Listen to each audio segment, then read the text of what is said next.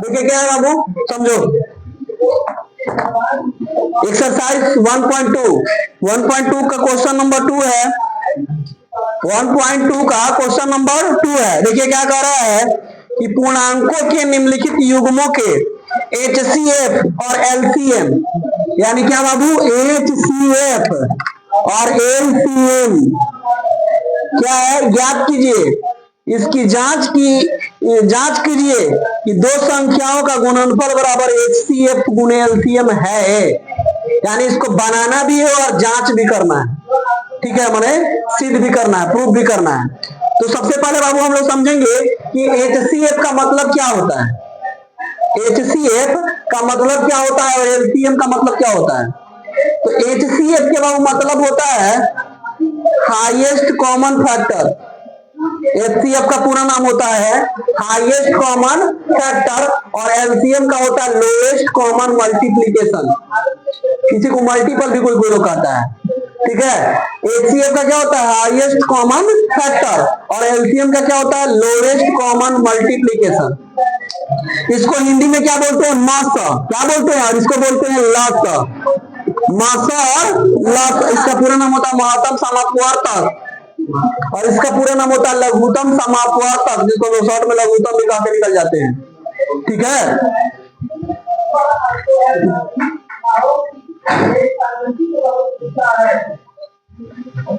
इसका बाबू देखिए पहला क्वेश्चन क्या कह रहा है, दूसरा के पहला क्वेश्चन देखिए क्या कह रहा है इसका, 26 और 91।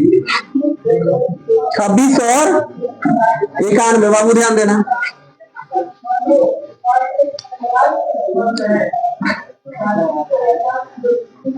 इसमें देखिए कह रहा है क्या, कोई विधि का नाम नहीं ले रहा है कि किस विधि से आपको बनाना है, भाग विधि से बनाना है कि HCF निकालने के लिए इक्विवेलेंट लगाना है, या फिर आप अभाज्य गुणनखंड से बनाइए। कोई विधि नहीं कह रहा है। ठीक है, तो आपको जो विधि यूज करना है कर सकते हैं। ठीक है, क्योंकि इसमें विधि नहीं कह रहा कि किस विधि से बना रहे हैं। लेकिन आप लोग 10th में है तो ज्यादातर यूज क्या कीजिएगा, अभाज्य गुणनखंड, नहीं तो फिर यूक्लिड विभाजन। ठीक है, तो इसमें दोनों निकालना है। सुनो ना रहेगा पागल।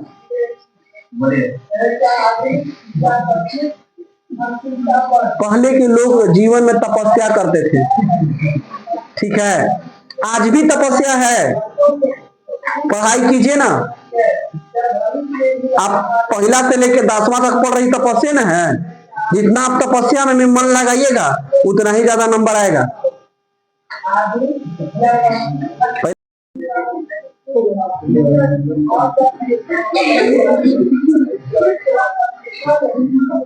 सात और क्या है बाबू, 91। ठीक है, ये 7 से लगाए तो 91, अगर 7 से भागा लगाइए 91 में तो 13 आएगा। ठीक है, अब देखिए ध्यान दीजिए, तो HCF इसका कैसे निकलता है और LCM कैसे निकलता है। HCF और LCM कैसे निकलता है, जैसे देखिए 26 है, 2 से लगाए 13 बार में, 7 से 13 बार में। ठीक है, यानी लघुत्तम जैसे हम लोग बनाते हैं, अभाज्य गुणनखंड जैसे बनाते हैं, उसी तरह से इसको बना दीजिए। ठीक है, अब HCF में क्या होता है, ध्यान दीजिएगा, यहाँ थोड़ा सा एक लाइन समझ जाइएगा, आपको समझ में आ जाएगा। HCF में उसी अंक को लिखते हैं जो दोनों में मिलता है। HCF में उसी अंक को लिखते हैं जो दोनों में मिलता है, और LCM में उसको भी लिखते हैं जो नहीं मिलता है और उसको भी लिखते हैं जो मिलता है। यानी देखिए बाबू थोड़ा सा ध्यान दीजिएगा आप, जैसे 26 है तो 26 के लिए क्या आया, अभाज्य गुणनखंड 2 गुणे 13, 2 गुणे 13 आया। अभाज्य गुणनखंड 26 के लिए क्या आया, 2 गुणे 13, और 91 के लिए क्या आया, 7 गुणे 13। 7 गुणे 13 दोनों के लिए क्या आया बाबू, 7 गुणे 13, एगो आया 2 गुणे 26। ठीक है, तो इसका HCF में अभी हम बताएं कि HCF में उस अंक को लिखते हैं जो दोनों में रहे। तो बताइए दोनों में क्या है, 13 है। 13 और कोई अंक है, दोनों में और कोई अंक है नहीं है, तो बस एक ही को लिखेंगे जो मिल रहा है। और LCM में हम उसको भी लिखते हैं जो मिलता है और उसको भी लिखते हैं जो नहीं मिलता है। तो 2 भी नहीं मिल रहा है, 7 भी नहीं मिल रहा है, 13 मिल रहा है, लिख दिए। और कोई अंक इसमें है, और कोई अंक इसमें है नहीं है, तो चलिए गुना कीजिए।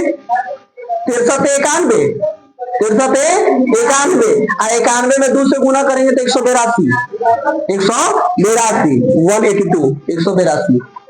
यानी इसका HCF 26 और 91 का HCF कितना आया 13 और LCM कितना आया 182। ठीक है, अब इसकी जांच भी करना है। क्या करना है? जांच कि सही है या गलत है। तो लिखेंगे प्रूफ। हिंदी में आप जांच भी लिख सकते हैं। हिंदी में क्या लिख सकते हैं? जांच। इंग्लिश में बोला जाता है प्रूफ। ठीक, तो क्या होता है इसका नियम? क्या होता है? क्या कह रहा है कि पहली संख्या गुने दूसरी संख्या इज इक्वल टू LCM गुने HCF। नियम भी होता है, सूत्र भी होता है, किताब में दिया भी आप लोग का है। ठीक है, तो पहली संख्या क्या है इसका? बोलिए 26, दूसरी संख्या 91 बराबर LCM कितना है 182 और गुने HCF कितना है 13। बोले 26 में 91 से गुना कीजिए, कितना आ रहा है? जल्दी कीजिए। 26 में 91 से गुना कीजिए, कितना होगा? 2386 गुड। और 82 में 13 से गुना कीजिए। 82 में 13 182 में 13 से गुना कीजिए 2366।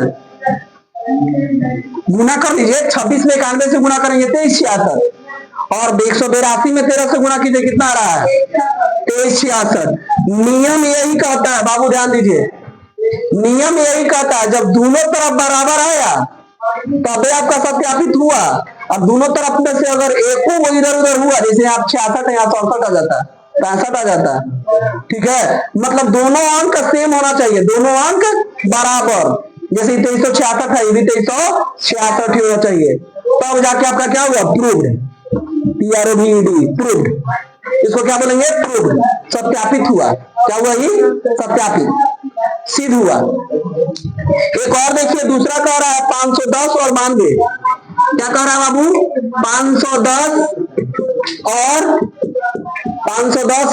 92, 510 और 92। इसका क्या करना है? HCF और LCM निकालना है। क्या करना है बाबू? HCF और LCM निकालना है। तो चलिए 510 का पहले अभाज्य गुणनखंड निकालिए। 2 से हो जाएगा 255, 255 हो जाएगा ना? हो जाएगा। फिर 3 से लगाइए तो 8 और 5 85 हो जाएगा, हो जाएगा ना? और फिर 5 से लगाइए 17 होगा। अब तो नहीं लगेगा, 17 में किसी अंक से भागा नहीं लगेगा। अब क्या होगा? वो 92 को कीजिए 2 से 46, फिर 2 से 23। अब तो नहीं कटेगा, नहीं ना कटेगा। तो 510 के लिए अभाज्य गुणनखंड क्या आया? बोलिए 2 गुने 3 गुने 5 गुने 17, यही ना आया। और 92 के लिए क्या आया बाबू? 2 के पावर 2 गुने 23, यही ना आया है। 2 को है तो 2 के पावर 2 कर दिए। 92 वाला में 2 को है तो 2 के पावर 2 कर दिए। ठीक है, अब इसका क्या निकालना है बाबू? LCM और HCF, LCM और HCF। तो HCF के लिए हम बताए हैं कि जो जो मिलता है उसी को खाली लिखते हैं, जो जो अंक मिलता है उसी को केवल लिखते हैं। समझ रहे हैं? समझने के लिए यहाँ देखिए 2 के पावर 2 है, इसका मतलब 2 गुने 2 2 को है, 2 गुने 2 2 को है ना। तो देखिए HCF में क्या क्या चीज मिल रहा है? एगो 2 है, एगो 2 खाली मिल रहा है कि और कोई अंक मिल रहा है? तो HCF इसका 2 हो गया। देखिए यहाँ एगो 2 है और यहाँ भी एगो 2 है, 2 के पावर 2 है, इसका मतलब 2 गुने 2 2 को है। ठीक है, तो यहाँ भी 2 है और यहाँ भी 2 है, दोनों खाली मिल रहा है। और कोई अंक मिल रहा है? नहीं मिल रहा है, तो HCF यही हो जाएगा। और मिलता है अगर, जैसे मान लेते कि और 5 मिलता तो यहाँ गुना 5 लिखते, फिर गुना करके यहाँ पे लिखते हैं। ठीक है, वो वाला HCF होता है। बट मिल रहा है एक ही वो, इसीलिए 2 ही लिखेंगे। अब LCM में क्या होगा? LCM में क्या होगा? LCM में जो मिलता है वो भी लिखते हैं, जो ना मिलता है वो भी लिखते हैं। तो एक को 2 तो दोनों में मिल रहा है, एक को 2 दोनों मिल रहा है ना, एक और 2 है तो 2 के पावर 2 लिख सकते हैं। जैसे एक को 2 दोनों में मिल रहा है तो एक तो 2 लिखेंगे ही, एक को 2 नहीं मिल रहा है वो 2 को लिखेंगे ना, तो 2 गुने 2 रहेगा तो 2 के पावर 2 लिख दे। अब गुने 3 गुने 5 गुने 17 गुने 23, इसको गुना कर लेंगे, यानी कितना होगा? 2 दूनी 4, 4 3 आई, अब 12 5 60, दो दूनी के 4, दो के 4 हो गया, दो दूनी के 4, 4 3 12, 12 बचे 60। अब 60 में 17 से गुना करेंगे और वो जो आएगा उसमें फिर 23 से करेंगे, जो प्राप्त होगा वो क्या हो जाएगा, एलसीएम। क्या हो जाएगा, वो एलसीएम हो जाएगा। तो इसका जांच क्या होगा, प्रूफ, पहली संख्या गुने दूसरी संख्या इज इक्वल टू क्या होगा, एलसीएम गुने एचसीएफ। एलसीएम गुने पहली संख्या आपका कितना है 510, दूसरी संख्या 92, एलसीएम आप निकालिएगा और एचसीएफ 2 है, इसको गुना करके आप यहाँ लिख दीजिएगा। गुना करके देखिएगा दोनों तरफ बराबर आएगा तो आपका सही है, अगर बराबर नहीं आएगा तो फिर क्या है, गलत है। अगर दोनों तरफ बराबर आया तो सही है, अन्यथा क्या है, गलत है। तीसरा क्वेश्चन आप लोग बनाइएगा 336 और 54, 336 और 54, इसको आप लोग ट्राई कीजिएगा, बनाइएगा।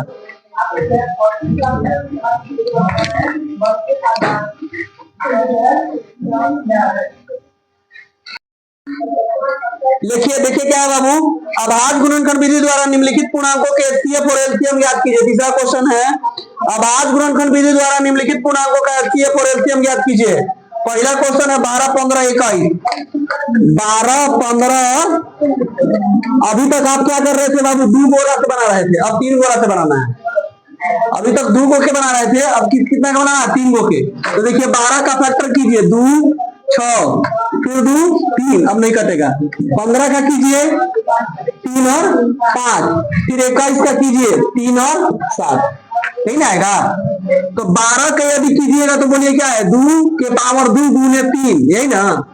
15 के कीजिएगा तो क्या होगा बाबू, 3 गुने 5, और 21 के कीजिएगा तो क्या होगा, 3 गुने। तो एचसीएफ अभी हम बताए हैं कि एचसीएफ वही होता है जो सब में रहता है।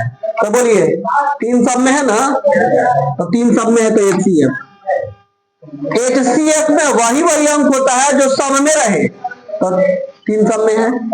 और एलसीएम में बताएं कि जो सब में रहेगा उसको भी और जो ना रहेगा उसको भी, दोनों को लिखें। तो सब में 3 है, 3 को लिख दिए गुने। अब बताइए 2 के पावर 2 को सब में है, नहीं है, तो 2 के पावर 2 जो कहते हो, 5 है तो जो कहते हो, 7 है तो जो कहते हो। कीजिए इसका 2 दूनी के 4, 4 3 12 5 60, और 60 में 7 से करेंगे 7 6 42, 420, यानी एचसीएफ इसका ही वाला हो गया और एलसीएम इसका ही वाला हो गया।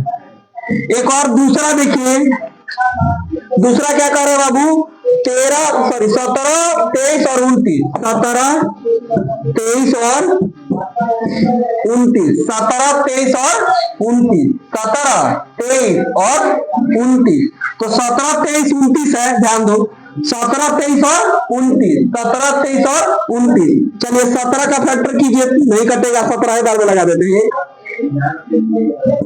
23 एक के बार में लगेगा, और फिर 29, फिर सब अभाज्य संख्या है। सब क्या है, अभाज्य संख्या। 17 23 29 सब क्या है, अभाज्य संख्या, मतलब वैसी संख्या जिसमें केवल स्वयं से भाग लग सकता है, दूसरों से नहीं। ठीक, तो 17 के लिए क्या हो गया, बोलिए 17 गुने 1, 23 के लिए क्या हो जाएगा, 23 गुने 1, और 29 के लिए क्या हो जाएगा, 29 गुने 1। तो एचसीएफ सब में क्या मिल रहा है, 1, और एलसीएम 17 गुने 23 गुने 29 बराबर हो जाएगा 11 33 9। ये आपका आंसर और ये आपका आंसर। तीसरा आप लोग बनाइएगा 8 9 और 25, 8 9 और 25, 8 9 और 25 आप लोग बनाइएगा इसको।